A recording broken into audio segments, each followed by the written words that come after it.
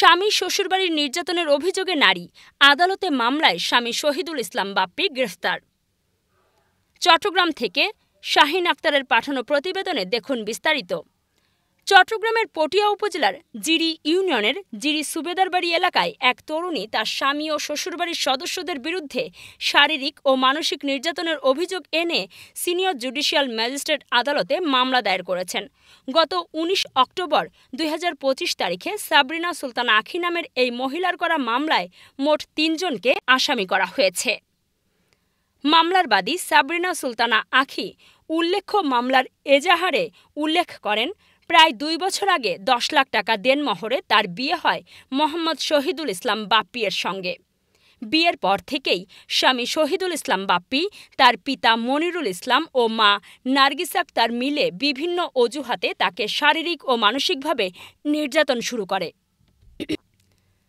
বাদীর অভিযোগ অনুযায়ী বিয়ের সময় তার পরিবার স্বর্ণালংকার, নগদ ৫ লক্ষ টাকা এবং আসবাবপত্র সহ প্রায় ২,৫০,০০০ টাকার উপহার সামগ্রী দেয়।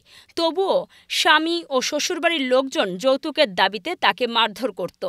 বিয়ের পর স্বামী শহীদুল ইসলাম বাপ্পি তার পরিবার বাদীর কাছ থেকে বিভিন্ন সময়ে আরও প্রায় ২.৫ লক্ষ টাকার বেশি যৌতুক দাবি করে।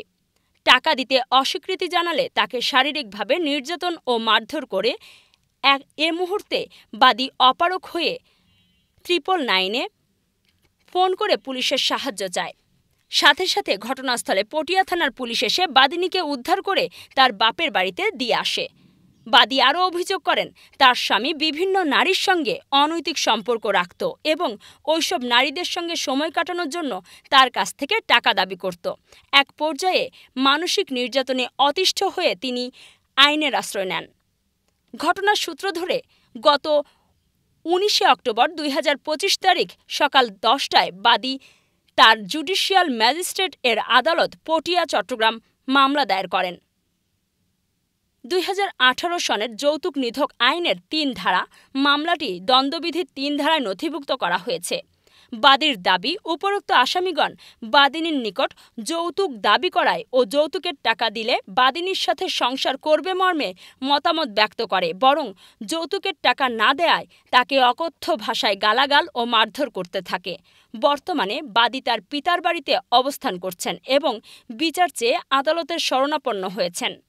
উল্লেখ্য যে সাবরিনা সুলতানা আখির করা মামলায় তার অভিযুক্ত স্বামী শহীদুল ইসলাম বাপ্পিকে পুলিশ গ্রেফতার করে কোর্টের মাধ্যমে ২০১৮ সনের যৌতুক বিরোধী আইনের ৩ ধারায় জেল হাজতে প্রেরণ করেন।